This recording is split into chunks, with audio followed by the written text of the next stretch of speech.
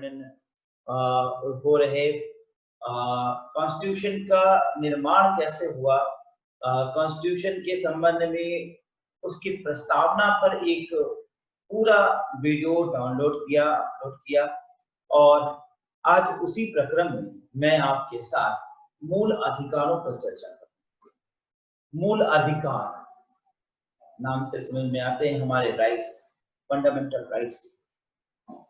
देखिए, संविधान जब निर्मित होता है तो संविधान के निर्माण के साथ सभी बातों को ध्यान में रखा है। उसी प्रक्रिया के तहत भारत के संविधान के निर्माण के साथ मूल अधिकारों का वर्णन किया। जनता के कुछ मूल अधिकार होंगे। अब ये मूल अधिकार बनाने का उद्देश्य क्या है? उद्देश्य था कि आज देश आजाद हुआ तो देश के आजादी के समय देश में जो सत्ता वर्ग है वो आम जन के हितों का ध्यान रखेगा,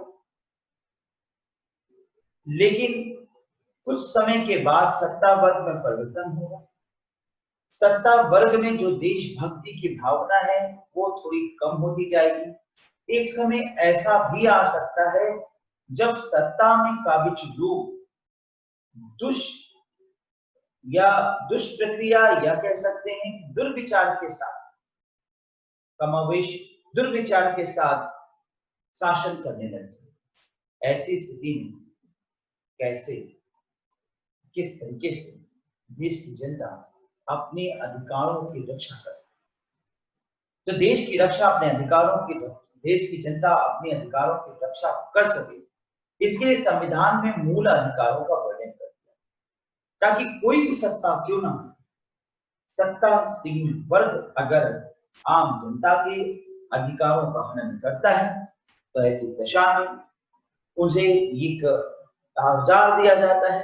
इस औजार का प्रयोग करके अपने अधिकारों का संरक्षण कर सकती है, अपने अधिकारों की मांग कर सकती है। इस प्रकार भारतीय संविधान में मूल अधिकारों का वर्णन किया है। मूल अधिकारों का वर्णन संविधान के भाग 3 में वर्णित किया है। मूल अधिकारों का स्रोत अमेरिका को माना है। इसका मतलब कि पहले ये अमेरिका के संविधान में था, बाद में इसे भारतीय संविधान में भी अपनाया। अब भारत का जब संविधान निर्मित हुआ तो भारत उस समय के अकॉर्डिंग, उस समय के अनुसार, यानी 1950 के दौर में एक ऐसा देश था जो नवीन राष्ट्र हो, लेकिन इससे पूर्व भी बहुत से देश स्वतंत्र देश थे, अतः सबके अपने अपने संविधान थे। तो भारत का भी एक संविधान होना चाहिए और इस दृष्टिकोण से अन्य सभी देशों के विशिष्ट संविधानों को, संविधान के तहत विशेष तत्वों को अध्ययन किया गया। संविधान निर्माताओं ने अमेरिका के संविधान से मूल अधिकार जैसे विशिष्ट तत्व को भारतीय संविधान में समाहित कर दिया। मूल अधिकार का क्या अर्थ होता है? What is the meaning of fundamental rights?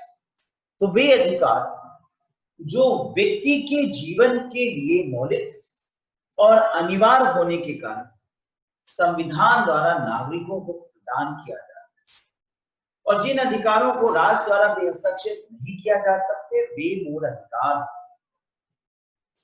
यानी सरकार इन अधिकारों का हस्तक्षेप नहीं करती। इन अधिकारों को नागरिकों को हमेशा के लिए दिया जाए, किसी भी दशा में ये अधिकार उनसे छीने नहीं जाए। मूल अधिकार के संबंध में संविधान की में कुल 23 अनुच्छेद 12 से 30 और 32 से 35 तक का उल्लेख किया गया। भारतीय संविधान द्वारा भारतीय नागरिकों को 7 मूल अधिकार प्रदान किए गए थे, किंतु 44वां संविधान संशोधन कब हुआ? 1978 में, 1978 द्वारा संपत्ति के अधिकार को मूल अधिकार के रूप में समाप्त कर दिया। कई बार आप इसको भूल जाते हैं कि 44वां संविधान संशोधन कब हुआ और 42वां संविधान संशोधन कब हुआ। इस संबंध में मैं आपको एक फॉर्मूलेटिक रूप से इसको समझना चाहूंगा। याद कर लीजिए, फॉर्मूला मैंने बनाया है। 42वां संविधान संशोधन और 44वां संविधान संशोधन भूल जाते हैं तो ये याद रखिए कि 1970 के दशक में हुआ था दोनों। आप 42 में है 4+2 कर दीजिए और यहाँ लास्ट में 6, और 44 में है तो 4+4 यहाँ लास्ट में। अक्सर भूल जाएंगे, होता है, डिजिट्स हम भूल जाते हैं। 70 तक याद रहेगा, 70 में कब था, 76 था या 89 था, 79 था, 78, तो ये हमेशा याद रखने के लिए परफेक्ट आइडिया। 42वां संविधान संशोधन 1976, 44वां संविधान संशोधन 1978। तो देखिए 44वां संविधान संशोधन 1978 द्वारा संपत्ति के अधिकार को मूल अधिकार के रूप में समाप्त कर दिया गया। अब संपत्ति का अधिकार अनुच्छेद 31 केवल एक कानूनी अधिकार के रूप में माना जाएगा। कानूनी अधिकार का मतलब क्या है? लीगल राइट है, यानी लीगली अगर आप किसी संपत्ति के मालिक हैं तो आपकी संपत्ति की संरक्षण हेतु आप कोर्ट में जा सकते हैं, परंतु आपने संपत्ति को अर्जित किया है और वो अब आपकी ही रहेगी, उसे सरकार जो नहीं कर सकती या उसको उस पर अधिग्रहण नहीं हो सकता, ऐसा नहीं है। वो अधिग्रहित हो सकती है, सरकार देश समाज के विकास में लाभ हेतु अधिग्रहित कर सकती है। इस प्रकार अब भारतीय नागरिकों को कुल 6 मूल अधिकार प्राप्त हो गए। वो 6 मूल अधिकार कौन कौन से हैं?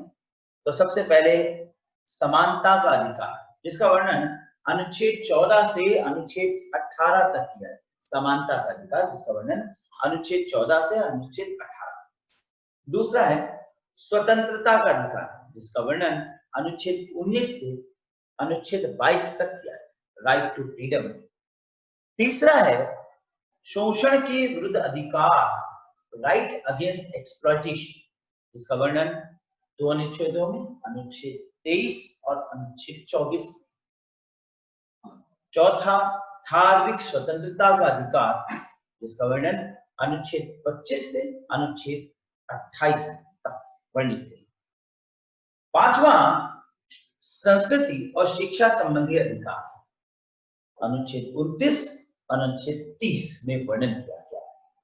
छठा है संवैधानिक उपचारों का अधिकार, राइट टू कॉन्स्टिट्यूशनल रेमेडीज, और ये नाम बड़ा विचित्र लगता है, मैं आपको इसको विशेष रूप से अगले वीडियो में इस पर बिल्कुल डेप्थ एनालिसिस करूंगा। राइट टू कॉन्स्टिट्यूशनल रेमेडीज, जिसका तात्पर्य है उपचार, संवैधानिक उपचार। संविधान आपकी चोट का उपचार करेगा, जिसका वर्णन अनुच्छेद 32 से 35 में किया। तो अनुच्छेद को यहाँ पर वर्णन मैंने किया। इंपॉर्टेंट सेक्शन है वो है दैट इज समानता का अधिकार, फंडामेंटल राइट्स के अंतर्गत समानता के अधिकार पे ये वीडियो मैं शूट कर रहा हूँ। समानता के अधिकार आर्टिकल नंबर 14 से आर्टिकल नंबर 18 तक इसकी चर्चा की जाएगी। सबसे पहली बात आर्टिकल नंबर 14 क्या है? आर्टिकल नंबर 14, आर्टिकल नंबर 14 कहता है कि कानून के समक्ष समानता, यानी equality before law, equality before law, अर्थात कानून सबके लिए बराबर है। इस आर्टिकल के अनुसार सभी लोग बराबर हैं, कोई छोटा न कोई बड़ा। कानून की नजर में अंबानी का भी वही रुतबा है, वही स्टेटस है जो एक रिक्शेवाले का है, यानी कि एक मिलियनियर, एक बिलियनियर और एक बेगर, सभी इक्वल हैं। Everybody is equal in the eyes of law. Article number 50 बहुत इंपॉर्टेंट आर्टिकल, सबसे ज्यादा डिप्लोमेटिक आर्टिकल, सबसे ज्यादा क्वेश्चनेटिव आर्टिकल, सबसे ज्यादा questions. Prohibition of discrimination on the grounds of religious, race, caste, sex or birthplace. Prohibition of discrimination. Provision of discrimination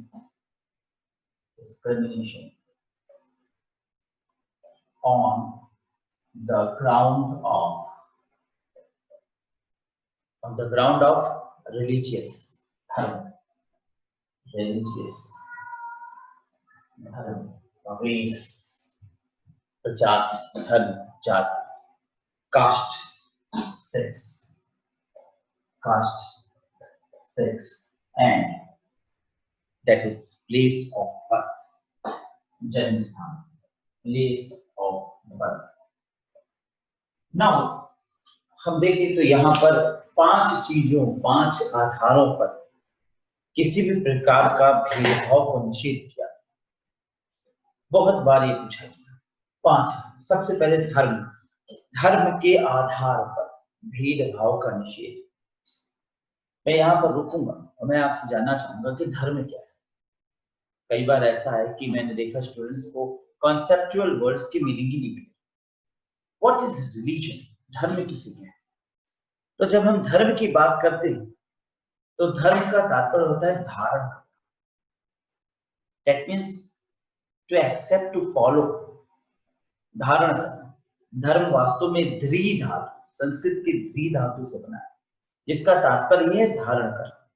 and that concept whatever we follow is religion. अब अगर कोई ये कहता है कि मैं धार्मिक नहीं हूं तो शायद ये गलत है, क्योंकि किसी भी प्रकार का नियम को फॉलो करना, परंपरा को फॉलो करना, घर परिवार की विचारधारा को फॉलो करना, किसी व्यक्ति विशेष के विचारों को फॉलो करना, ये सब कुछ धारण करने के अंतर्गत है। और इसको देखें तो ये आप अपने ही बनाए हुए एक नियम टाइम टेबल पे जो चलते हैं वो भी था। आपने कुछ नियमावली बनाई और उसको फॉलो कर रहे हैं, फॉलोइंग योर प्रिंसिपल्स। सो इस प्रकार से कृष्ण ने कुछ कहा, कृष्ण के विचारों को अर्जुन ने फॉलो किया, कृष्ण के विचारों को अर्जुन ने फॉलो किया। इट इज कृष्ण धर्म, दैट इज भागवत धर्म। इसी तरह से मोहम्मद साहब ने जिन विचारों को रखा और उनके फॉलोअर्स ने उसको फॉलो किया, इस्लाम धर्म। बुद्ध ने जिन बातों को रखा, बुद्ध की बातों को फॉलो किया गया, बुद्ध धर्म। जैन ने जो बातों को रखा, जैन की बातों को फॉलो करना, जैन धर्म। गुरु गोविंद ने जो बातें रखी उसको फॉलो किया गया, तो सिख धर्म। अब एक गुरु की बातों को फॉलो करना भी धर्म, तो फिर अमित सर ने जो कहा उसको फॉलो करना, तो अमित धर्म। साईं ने जो कहा, साईं की बातों को फॉलो करना। तो इस प्रकार से देखिए कि followers, following the some principle. अब यहाँ पे धर्म एक स्पष्टता से रखा गया कि कुछ प्रमुख बातों जो समाज के लिए विकास के दृष्टिकोण से बनाया गया, कम्युनिटी के विकास के लिए बनाया गया, उसको फॉलो करना था। ऐसे में भारत में हर प्रकार के लोगों को छूट है कि वो अपने किसी भी धर्म को अपना सकते हैं। धर्म को अपनाने की अबाध छूट है। You can follow your religion, और इस आधार पे किसी के साथ भेदभाव नहीं होगा। Everybody is equal in that sense. धर्म के आधार पर भेदभाव न करने की बात रखी। दूसरा है नस्ल। नस्ल यानी रेस।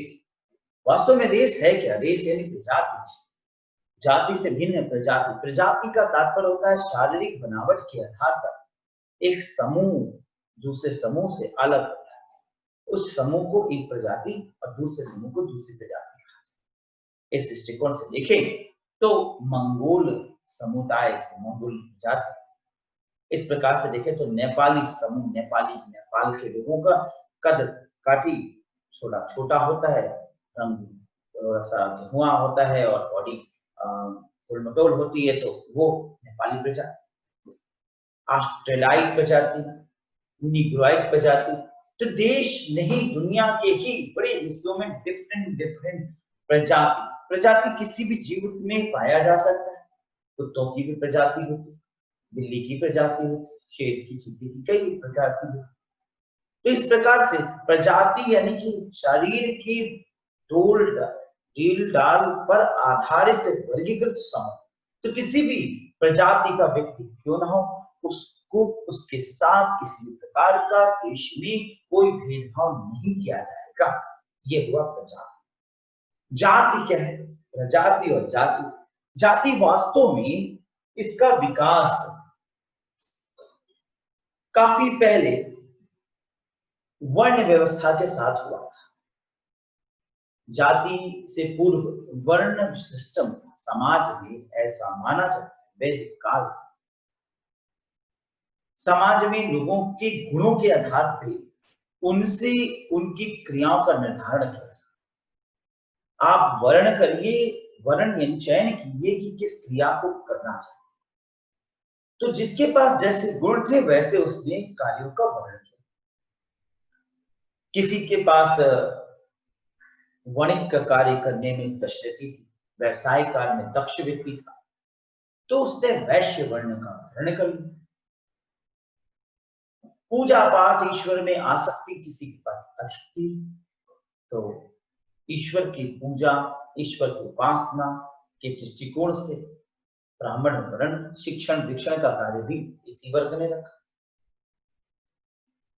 फिर जो शरीर से काफी शक्तिशाली थे, योद्धा थे, जुझारू प्रवृत्ति, झगड़ेलू प्रवृत्ति के व्यक्ति, रक्षात्मक दृष्टिकोण से उन्हें क्षत्रिय वर्ण, उन्होंने सेना का कार्य, रक्षा का कार्य, राज करने का कार्य का वर्णन किया। इन सब के अलावा जिनके पास साफ सफाई इत्यादि के गुण थे उन्हें शूद्र। इस प्रकार से वर्णों का विकास। वैदिक काल में ये वर्ण कालांतर में जाति का रूप धर लेता है। आगे चल के ये वर्ण जाति का रूप लेता है, क्योंकि जो वैश्य का पुत्र था, वैश्य की संतान, तो वैश्य ने कहा भी इसी कार्य को करते रहो, बेहतर है, और तुम इसमें मजे हुए, तुम्हें कलाकारी पता। इसी तरह से ब्राह्मण वर्ग की ने इसी को फॉलो रखा। फिर शूद्र ने शूद्र की साफ सफाई को, क्षत्रिय ने राजा का लड़का राजा, और इस प्रकार से देखें तो ये जातिगत रूप में आगे चल के विकसित और एक जड़ता का स्वरूप दे। अब इसका निर्धारण कर्म ना होकर जन्म हो और ये स्थिर हो, तो जन्म से ही व्यक्ति की जाति का निर्धारण। तो भारतीय संविधान में जाति के आधार पर भी किसी के साथ भेदभाव ना करने की बात रखी। लिंग, as you all know that, sex. यहाँ पे एक चीज बताना चाहूंगा, लिंग यानी जेंडर और सेक्स यानी यौन, दोनों का कॉन्सेप्ट मेल और फीमेल से ही, लेकिन दोनों का प्रयोग अलग अलग स्थानों पे किया जाता है।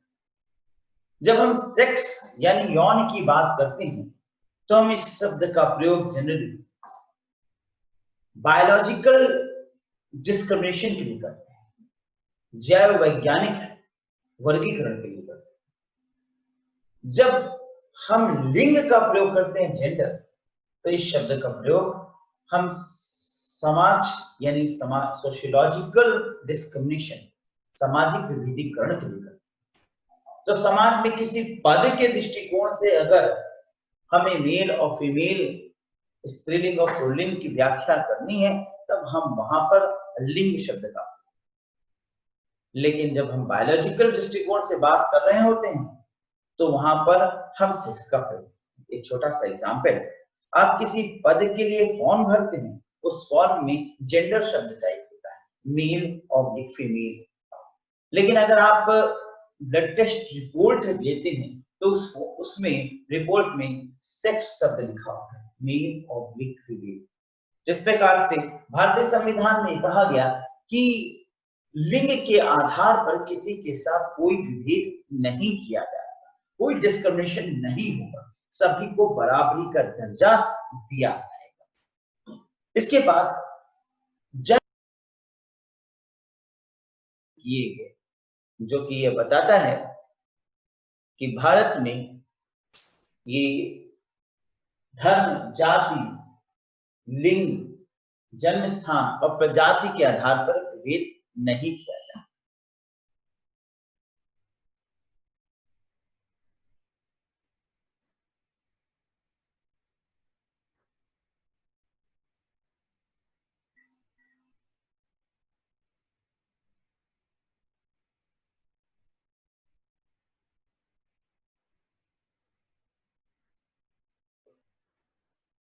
इसके बाद हम अनुच्छेद 16 पर चलेंगे। राज्य के अधीन नौकरियों का समान अवसर, that means equality of opportunity in matters of public employment, equality of opportunity in matters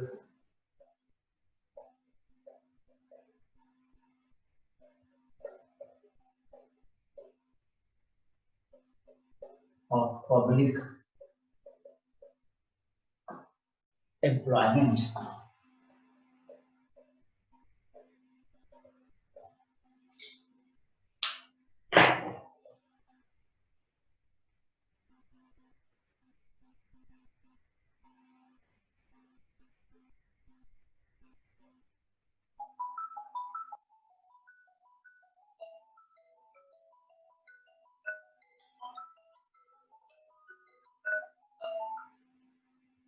public employment के आधार पर, अब यहाँ राज्य के अधीन equality of opportunity in matters of public employment, यानी संविधान में कहा गया कि किसी को भी नौकरी में कोई आरक्षण नहीं होगा। अब पॉइंट यहाँ पे ध्यान रखिए, संविधान की मूल आत्मा क्या चाहती है, किसी भी प्रकार का आरक्षण नहीं होगा, यानी सभी को इक्वलिटी रखा जाएगा। लेकिन 16(4) में ही कहा गया है कि ऐसे वर्ग जो पिछड़े हैं उन्हें सामाजिक आर्थिक आधार पर संविधान में आरक्षण की व्यवस्था की जाए,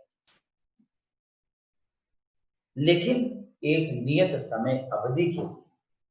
जब ऐसा देखा जाएगा कि समाज में इक्वलिटी आ चुकी है तो यह आरक्षण को हटाया जाएगा। अब पहला प्रश्न उठता है, आरक्षण सही है, गलत है, और आरक्षण है क्या?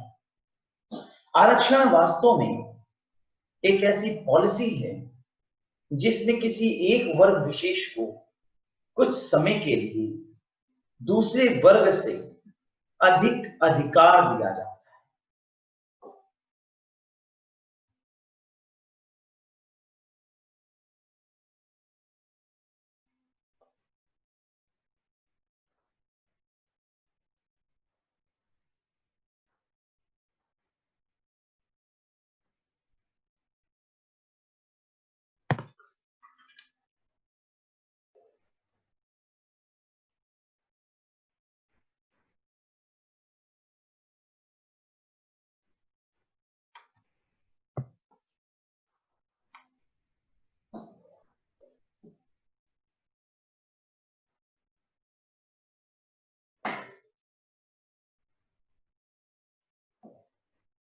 हाँ, कंटिन्यू करूंगा।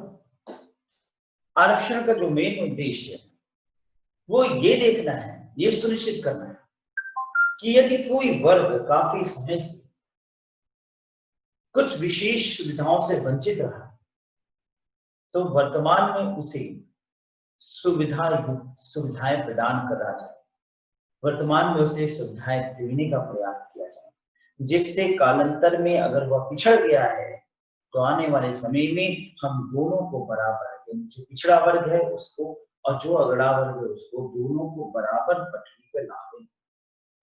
इस प्रकार से सोशल जस्टिस का सबको एक बराबरी पैमाने पे लाना है, सबको इक्वलिटी के दर्जे पे लाकर खड़ा करना है, और इस दृष्टिकोण से आरक्षण का निर्माण, आरक्षण को निर्मित किया है। इसको एक उदाहरण के रूप में समझ सकते हैं कि मान लीजिए कि किसी एक विशेष बच्चे को, आपके घर में एक कुछ 2-4 बच्चे हैं और आपने एक बड़े बच्चों को ये सौंप दिया कि आप बाकी के 3 बच्चों को प्रॉपरली 2 से 4 दिन के लिए मैं जा रहा हूं, सप्ताह तक आप इन्हें प्रॉपरली भोजन देंगे।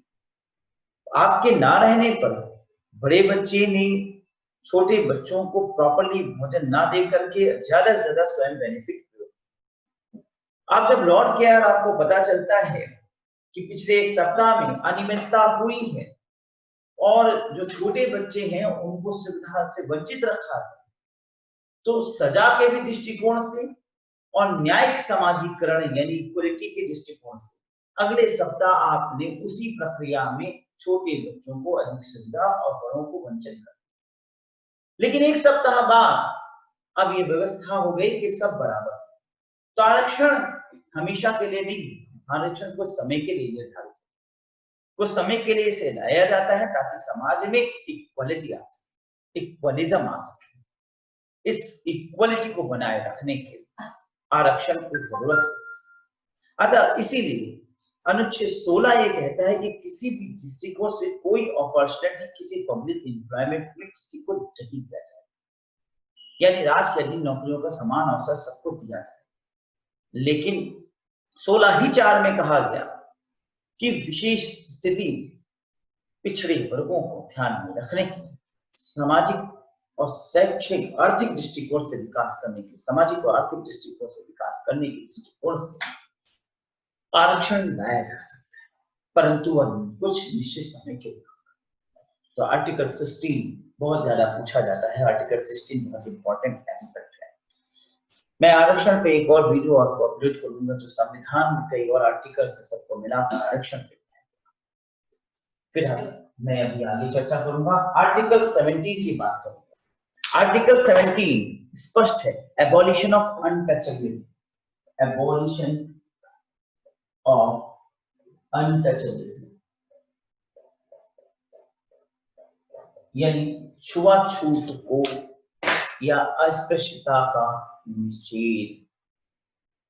देश जब आजाद हुआ उस समय जातिगत भाव बहुत प्रभावित था।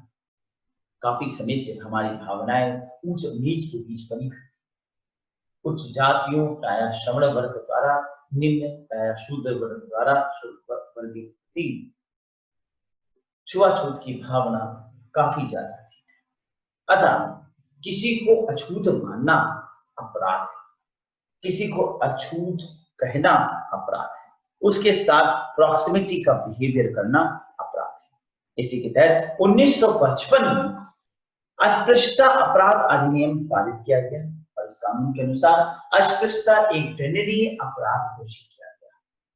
अस्पृश्यता अपराध अधिनियम को 1976 में संशोधित कर इसका नाम नागरिक अधिकार संरक्षण अधिनियम 1955 कर दिया।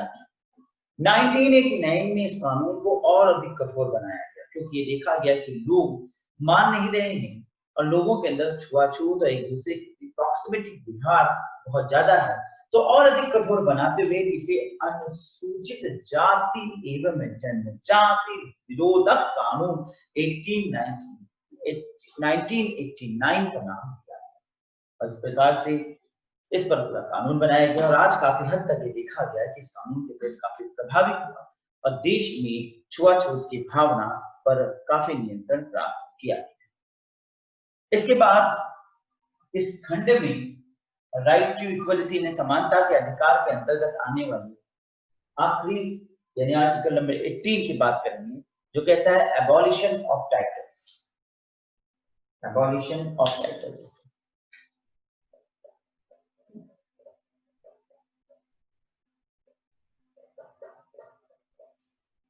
इसका तात्पर्य है कि उपाधियों का अंत कर दिया जाए। इस अनुच्छेद के तहत उपाधियों को समाप्त कर दिया गया। अब केवल शिक्षा और सेना के क्षेत्रों को छोड़कर, यानी शिक्षा और सेना के अतिरिक्त अन्य क्षेत्रों में उपाधियों का अंत नहीं। शिक्षा और सेना में ही उपाधियां हो सकती है, जैसे शिक्षा के दृष्टिकोण से आप डॉक्टरेट की उपाधि, प्रोफेसर की उपाधि लिख सकते हैं। सेना में आप कर्नल, मेजर, कैप्टन, लेफ्टिनेंट ये उपाधियां प्राप्त कर सकते हैं। लेकिन अगर हम पहले देखें मुख्य रूप से आजादी से पूर्व, तो राय बहादुर, चौधरी जैसे तमाम उपाधियां अंग्रेजों द्वारा दिया जाता था, सर की उपाधि। लेकिन भारत में, ब्रिटेन में अभी भी ऐसी कुछ उपाधियां हैं जैसे सर की उपाधि, रॉयल की उपाधि, परंतु भारत में अब इन उपाधियों पर पूर्ण प्रतिबंध लगा दिया। केवल शिक्षा और सेना को छोड़कर कहीं भी कोई भी और उपाधि नहीं प्रदान की जाए। तो स्टूडेंट्स, आज मैंने आपको इस वीडियो के तहत ये बताने का प्रयास किया, समझ सकें। उस दृष्टिकोण से आज मैं आपके साथ चर्चा करूंगा राइट टू फ्रीडम। मैंने इससे पहले आपसे राइट टू इक्वलिटी का इससे पूर्व की वीडियो में चर्चा किया है। आज हम चर्चा करेंगे राइट टू फ्रीडम। देखिए, स्वतंत्रता का अधिकार, और ये बहुत महत्वपूर्ण है कि भारत में स्वतंत्रता का अधिकार दिया गया है। सभी को स्वतंत्रता के अधिकार हैं, लेकिन स्वतंत्रता किस आयाम के साथ दिया जाए, कैसी स्वतंत्रता की बात की जाती है। हमें एक ऐसी स्वतंत्रता जो कि देश के निर्माण के दृष्टिकोण से, राष्ट्र में विकास के दृष्टिकोण से और राष्ट्र के नागरिक के विकास के दृष्टिकोण से स्वतंत्रता की बात संविधान में कही गई। इस स्वतंत्रता के तहत कुछ बातों की स्वतंत्रता है जिसे आर्टिकल 19, 20 और 21 में व्याख्या किया गया है। यहाँ पर उन्हीं तीनों आर्टिकल की चर्चा मैं करूंगा, आर्टिकल 19, आर्टिकल 20 और आर्टिकल 21 संविधान के बहुत महत्वपूर्ण आर्टिकल्स में से माना जाता है। सबसे पहले चर्चा करूंगा आर्टिकल 19। आर्टिकल 19 के अंतर्गत नागरिकों को 6 प्रकार की स्वतंत्रताएं दी गई हैं। 6 types of freedoms have been given to the civilians of Indian civilians को ये 6 प्रकार की स्वतंत्रताएं हैं। सबसे पहली स्वतंत्रता 19 का या 19(1) के तहत है विचार और अभिव्यक्ति की स्वतंत्रता, जिसके तहत मैं आपसे कोई बात कह सक रहा हूं। आज मैं ऑनलाइन वीडियो के थ्रू जो बात आपसे कह रहा हूं और यूट्यूब के माध्यम से मैं अपनी बातों को व्यक्त कर रहा हूं, देश ही नहीं विश्व के हर कोने में मेरी बातें जा रही है, ये इसी अधिकार के तहत है। मैंने जैसा विचार किया मैं अपनी बातों को रख सकता हूं विभिन्न माध्यमों के द्वारा, अखबार में, प्रेस या मीडिया द्वारा या टीवी के माध्यम से ब्रॉडकास्ट करके अपनी बातों को रखने का मुझे अधिकार है। यह अधिकार मुझे संविधान के आर्टिकल 9(1) से दिया गया है, 19(1) में दिया गया है।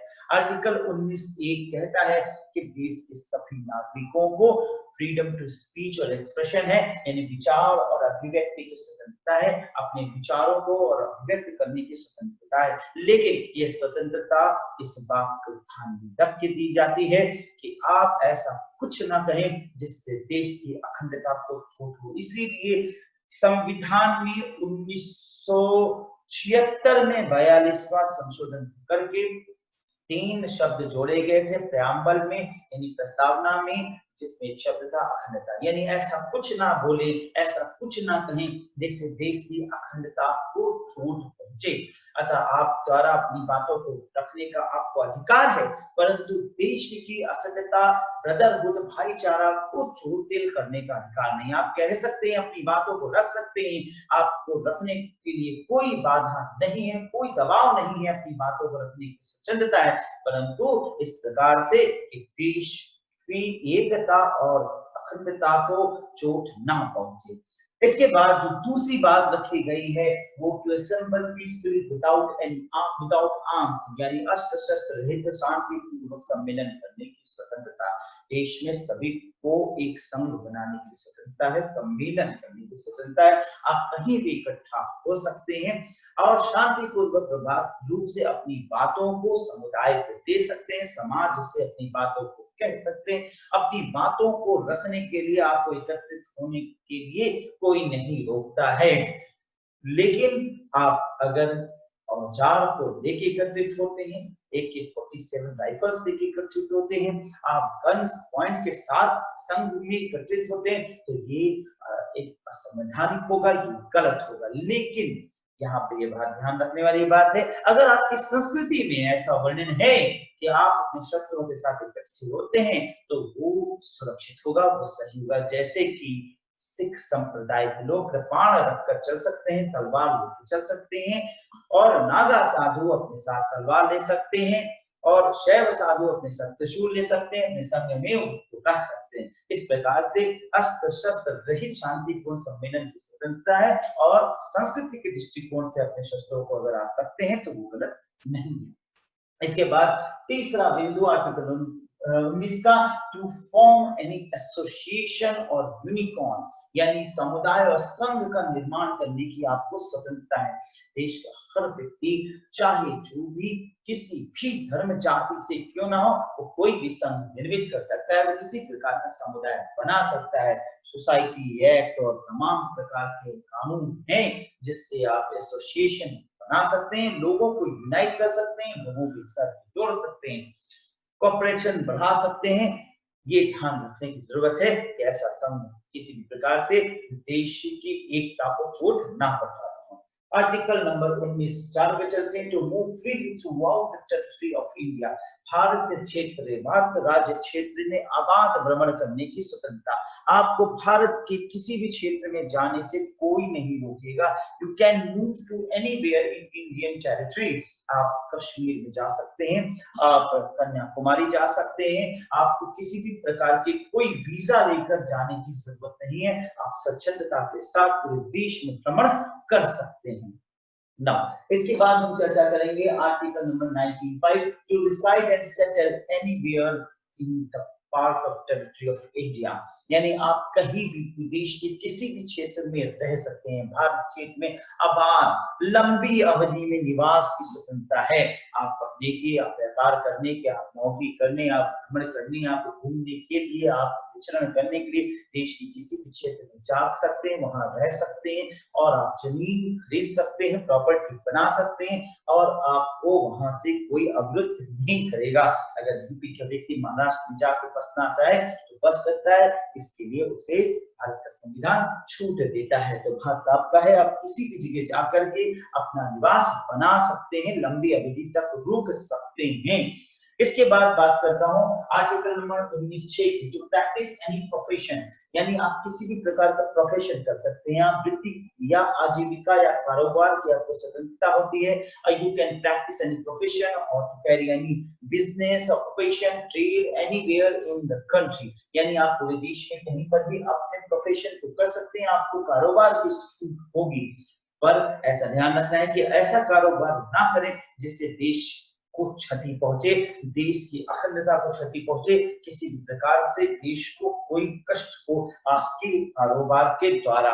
इस प्रकार से आप इन 6 प्रकार की स्वतंत्रता जो 19(6) में व्यक्त की गई, 19 के अंतर्गत व्यक्त की गई है, आप इसको ध्यान में रखते हुए देश के नागरिक के रूप में अपने कृत्य, अपने स्वतंत्रताओं का अनुपालन करा सकते हैं। इन स्वतंत्रताओं के साथ साथ एक और यहाँ पर मैं वक्तव्य वर्णन करना चाहूंगा।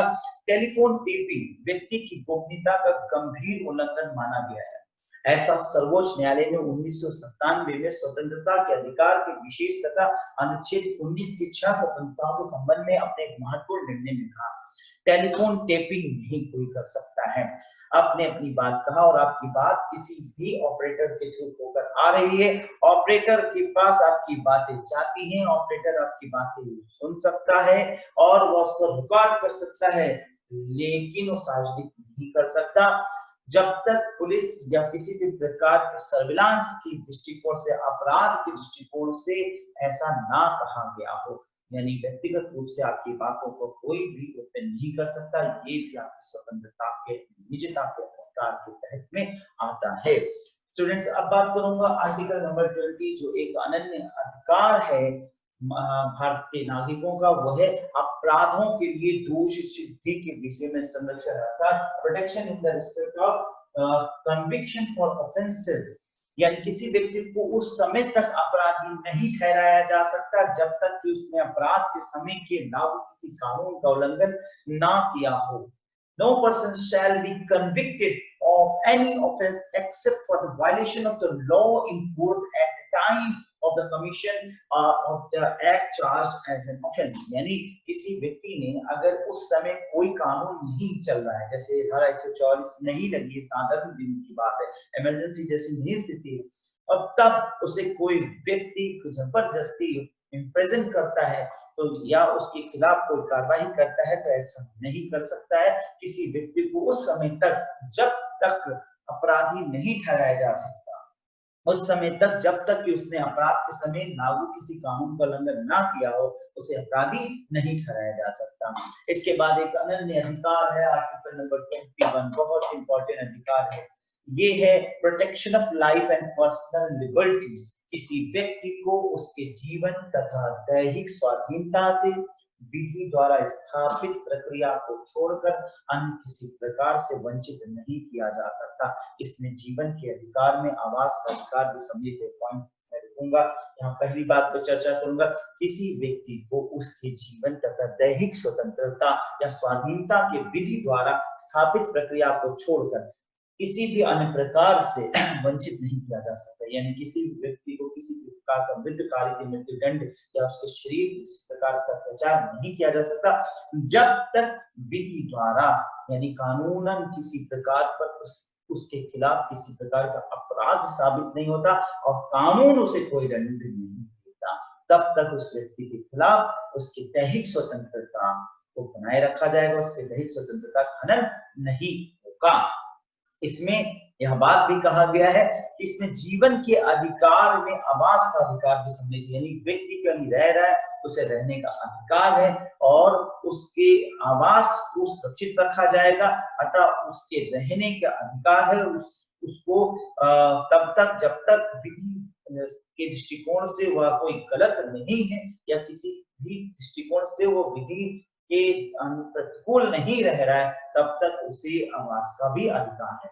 इन सारे बिंदु में देखा जाए अनुच्छेद 21 ऐसा अधिकार है जो किसी भी दृष्टिकोण से मानव से या भारत के नागरिकों से छीना नहीं जाएगा। अनुच्छेद 20 और 21 इमरजेंसी में भी लागू रहेगा। अब तक 44वें संविधान संशोधन 1978 द्वारा जीवन और व्यक्तिगत स्वतंत्रता के अधिकार को समाप्त या सीमित नहीं किया जा सकता है। एक और अधिकार यहाँ छूट रहा है, आर्टिकल नंबर 22। आर्टिकल नंबर 22 की बात करे बगैर हम स्वतंत्रता के इस अधिकार को पूर्ण नहीं कर सकते, वो है protection against arrest and detention. Protection against arrest and detention,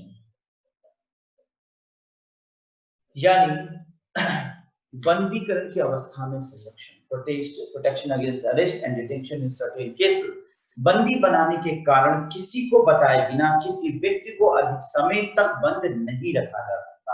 आपके पास पुलिस आती है और आपको थाने ले जाती है और आपको कस्टडी में ले लेती है किसी मुकदमे के या किसी प्रकार के अपराध के संज्ञान के हेतु आपको कस्टडी में रख सकता है। मजिस्ट्रेट के सामने देखने से 24 घंटे में आपको प्रस्तुत करना होगा। 24 घंटे में प्रस्तुत करने के दौरान अगर मजिस्ट्रेट आपको फर्दर कस्टडी के लिए पुलिस को कहती है तो ठीक है, नहीं तो पुलिस आपको बिना इजाजत अंदर कस्टडी में नहीं रख सकती। इस प्रकार से आपको बिना कारण बताए आपको कस्टडी में नहीं रखा जा सकता है। No person who is arrested shall be detained in custody without being informed the grounds for such arrest। यानी आपको बिना आपको आपके अपराध का कारण बताए आपको अरेस्ट नहीं किया जा सकता। तो स्टूडेंट्स एंड फॉलोअर्स, मैंने आज आपको ये राइट टू फ्रीडम्स के विषय में 4 आर्टिकल का वर्णन किया। अनुच्छेद 19 के 6 तत्व, 1920 और 21 और 22 के महत्वपूर्ण बातों को मैंने बताया। आशा है कि आपको यहाँ पर मैंने अभी आपको बताया कि कैसे ये स्वतंत्रता का अधिकार हमारे लिए क्या क्या महत्व लेकर रखता है। अनुच्छेद 19 किन 6 स्वतंत्रताओं की बात को डेप्थ से एक्सप्लेन किया, साथ ही साथ 20, 21 तो बहुत महत्वपूर्ण है और ये व्यक्ति के निजता को बनाए रखने के लिए व्यक्ति के महत्व को दर्शाती है, और 22 तक मैंने आज एक्सप्लेन किया। मैं आपसे नेक्स्ट वीडियो में इसके आगे नेक्स्ट क्लास में शोषण के विरुद्ध अधिकार पर चर्चा करूंगा। तो तब तक के लिए आपसे विदा लूंगा। नमस्कार।